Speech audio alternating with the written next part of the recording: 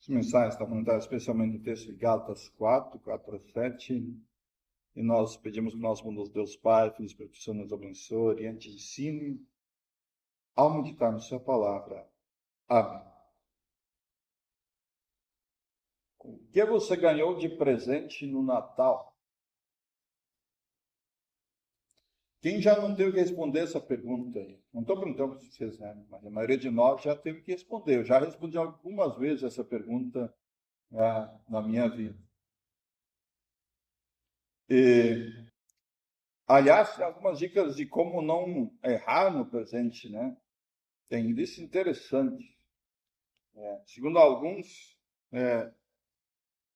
esses aqui não tem erro. Até anotei aqui para o ano que vem já, né? Chocolate, relógios, acessórios, livros, produtos de beleza e perfumaria, calçado.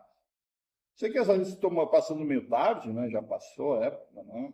Mas também não sei se ela é tão perfeita. Talvez tem gente aí que não vai gostar tanto dessa lista dos presentes aqui. Mas eu gostaria de conversar com vocês nesta manhã, não fazendo um levantamento do que vocês ganharam no Natal, mas sim sobre uma pergunta um pouquinho diferente. Qual é o melhor presente que você ganhou no Natal? Talvez você esteja repassando de memória as coisas que ganhou, algumas você ganhou ficou contente, outras que você queria, não ganhou. E algumas coisas que você ganhou, você agradeceu educadamente, mas não vê grande utilidade, né? Mas se você parar para pensar, a maioria dos presentes que você ganhou são perecíveis, passageiros. Alguns vão durar poucos dias, outros dias a mais. Mas eu, como além de pastor, sou adivinho, brincando, né? Mas assim, como pastor, eu lhes digo que, sem dúvida, o melhor presente para todos vocês foi o mesmo. Foi aquele presente anunciado pelo anjo aos pastores quando diz lá, na cidade de Davi, lhes nasceu o Salvador, que é Cristo o Senhor. E a partir disso, alguém poderia talvez perguntar, mas por que Jesus é o melhor presente no Natal? Por exemplo, se eu estou lá sem emprego, um emprego não seria o melhor presente? Se eu estou doente, saúde não seria o melhor presente? O texto de Gálatas nos lembra o motivo por que esse é o melhor presente. Lá no versículo 5, ele diz assim, nascido sob a lei, para resgatar os que estavam sob a lei. Toda a humanidade necessita de um Salvador. Todos nós precisamos de alguém que nos resgate, pois nós estamos debaixo da maldição da lei, ou seja, todos nós precisamos cumprir a lei perfeitamente para nos salvar, coisa que ninguém de nós consegue, porque nós já nascemos em pecado, o que torna impossível cumprir talvez a primeira exigência da lei, que é a santidade. O pecado nos torna impuros.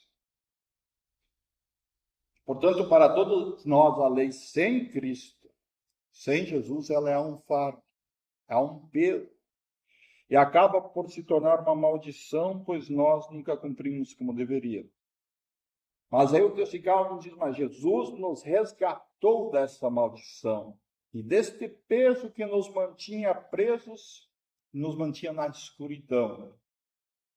Ali na escuridão, tentando de alguma forma achar o caminho de volta até Deus, sem jamais ter certeza se estava de fato no caminho certo. Mas Jesus nos resgatou e ele, para isso, cumpriu a lei perfeitamente em nosso lugar. E aí é interessante como a Bíblia muitas vezes revela alguns detalhes que mostram como Jesus cumpriu perfeitamente a lei de Deus, detalhe por detalhe. E ali as profecias também no Antigo Testamento a seu respeito. Por exemplo, o texto do Evangelho de hoje, nesse sentido, é muito rico. Ele fica ali explícito esse zelo para que Jesus cumpra cada detalhe, cada profecia. Os pais de Jesus moravam em Nazaré, mas para que se cumprisse as Escrituras, eles viajam até Belém, nos últimos dias da gravidez de Maria, para que Jesus nascesse ali, porque ali era o lugar que Deus tinha marcado para ele nascer. E ele já disse isso, olha, lá em Miqueias, em Belém, Jesus vai nascer. Depois, quando estão lá se estabelecendo a nova cidade, ali em Belém, se ajeitando, eles precisam fugir para o Egito. Os Herodes manda matar os meninos até 2 anos de idade, todos eles. Mas o propósito era que a lei fosse cumprida. Como diz lá, do Egito chamei o meu filho.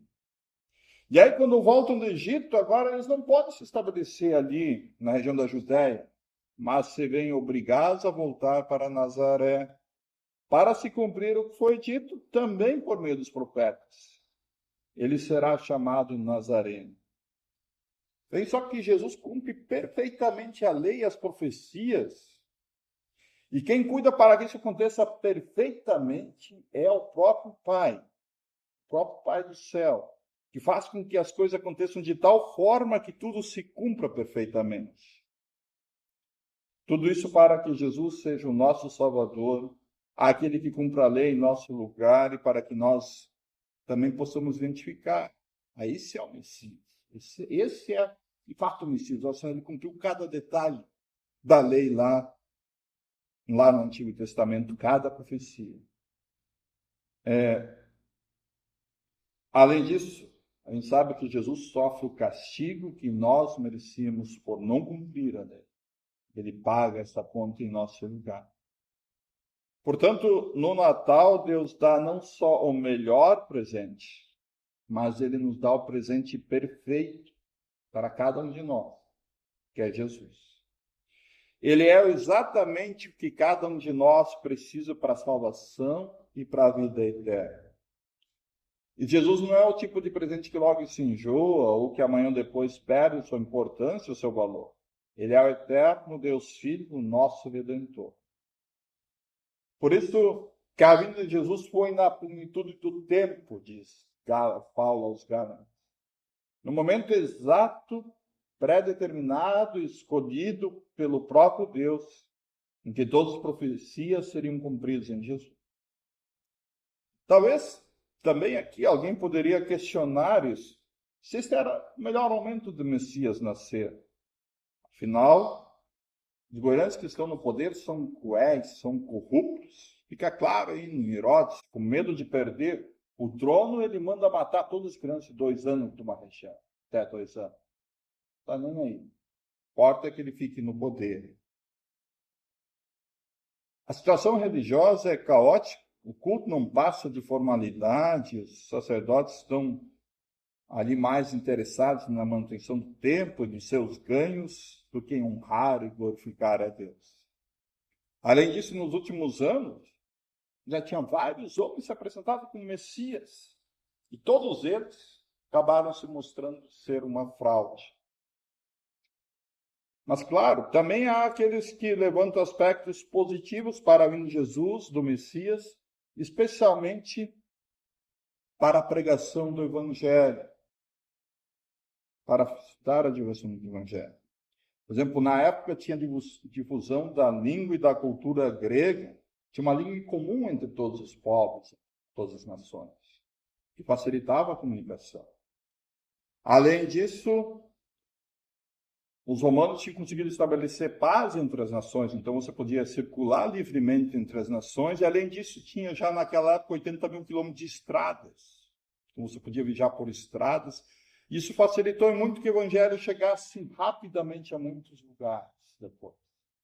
Inclusive, também as sinagogas, onde é que As pessoas já conheciam as profecias do Antigo Testamento, então você falava de Jesus e as pessoas diziam, então esse aí realmente é aquele que haveria de vir. Além disso, então, no fim das contas, a gente não pode saber completamente, exatamente, porque Deus escolheu esta data exata e não outra. O que a gente sabe é que a plenitude do tempo é o momento exato que Deus escolheu para que o filho dele nascesse e viesse ao mundo. Além disso, nos lembra que Deus age na história para cumprir seus propósitos. Mostra que governantes pagãos e corruptos estão nas mãos de Deus e podem ser muitas vezes instrumento de Deus para realizar suas obras, especialmente o propósito de salvar o seu povo. Fica claro no decreto de César Augusto, para que todos possam se recensear na sua cidade natal, que leva José e Maria até Belém, e também nessa ordem de Herodes, que leva eles a fugir para o Egito. E essa plenitude do tempo marca um evento único. Cristo prometido nasceu e isso divide a história entre antes e depois de Cristo, literalmente. Quando Jesus nasce, esse regime da lei de Moisés chegou ao seu fim junto com aquele culto instituído no Antigo Testamento. Aquele culto que era, na verdade, provisório e preparatório para a vinda de Jesus. Agora ele já não é mais necessário. Portanto, agora, nós não somos mais obrigados a guardar os sábados, algum dia de festa específico, nos circuncidar como era, evitar talvez certos tipos de alimento, sacrificar um cordeiro, né, como se fazia ali no Antigo Testamento. Tudo isso era antes de Cristo. Agora veio Jesus. E isto foi tudo cumprido completamente em Cristo. E ao texto mais adiante nos diz que em Cristo nós recebemos a adoção de filhos. Que por natureza nós somos pecadores, inimigos de Deus. Somos filhos naturais do Pai. Mas em Cristo nós somos adotados como filhos de Deus, por meio da fé nele. E a ideia principal aqui é que não existe diferença entre filhos adotados e naturais. Todos são igualmente co-herdeiros do Pai. E é o direito à herança do Pai, essa herança que Cristo conquistou para nós e nos dá ela de presente. Mas claro, né? De nada vale o presente se nós o ignoramos, se nós não aceitamos. Nós continuamos vivendo como se não tivéssemos recebido. Talvez um exemplo simples de comparação, não sei se é útil, né? Mas o exemplo simples de comparação poderia ser assim. Digamos que eu moro de aluguel e alguém me dá uma casa ao lado ali.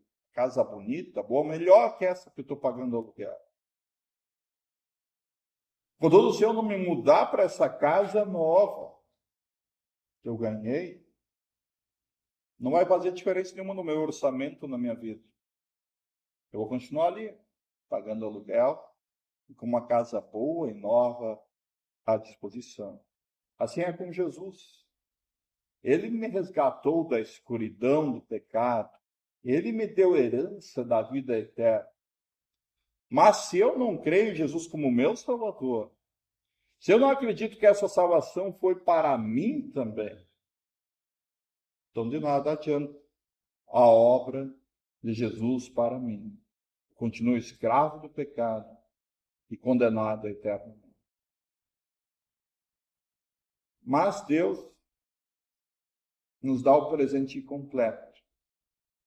Ele envia o seu Espírito Santo. Aqui no versículo 6 ele diz: porque vocês são filhos, Deus enviou o Espírito do seu Filho ao nosso coração. E esse Espírito clama, Abba, Pai. Nós cremos em Jesus porque dentro de nós habita o Espírito Santo, que nos faz crer e nos dá tanta confiança a ponto de podermos chamar Deus de nosso Pai. E esse Espírito esse Espírito Santo é derramado em nosso coração já no nosso batismo. E ele derrama continuamente, e derramou, e continua derramando através da pregação da palavra, e derrama através da Santa Ceia, corpo e sangue dele. Mas só que Deus não nos dá um presente pela metade da coisa, mas ele dá um presente completo. Ele não só deu o seu Filho, como também enviou o Espírito do seu Filho, né? Do testificado, o qual procede do Pai, do Filho, que é o Espírito Santo. Ele envia esse Espírito ao nosso coração. Portanto, Jesus não só nasceu lá em Belém, habitou entre os homens no início do primeiro século, mas ele também nasce pela ação do Espírito Santo em nosso coração, que habita em nosso coração. E por fim, assim você já não é mais escravo, porém filho. Sendo filho, também é herdeiro de Deus. Vem só a dimensão desse presente de Deus para mim e para você. Nós éramos escravos da lei, escravos do pecado, justamente por não cumprir a lei. Mas Jesus cumpriu a lei perfeitamente em nosso lugar. Jesus sofreu em nosso lugar o castigo do pecado. E assim, por meio da fé em Jesus, nós somos tornados filhos de Deus. Como filhos, herdeiros de Deus. Ou seja, herdeiros de todas as bênçãos que Deus tem para os seus amados filhos. Perdão, paz, vida nova, vida eterna. Portanto, sem dúvida, o maior presente de Natal foi o próprio Jesus. E por meio dele, também, esse outro presente, que Deus nos tornar seus filhos. Cada um de nós, em Cristo, pode dizer, eu sou filho de Deus. Não porque eu sou bom, melhor que o meu, mas porque Cristo fez tudo para que eu pudesse ser seu filho. Não pode haver presente maior que esse. Portanto, agradeçamos a Deus por tanto amor. Amém.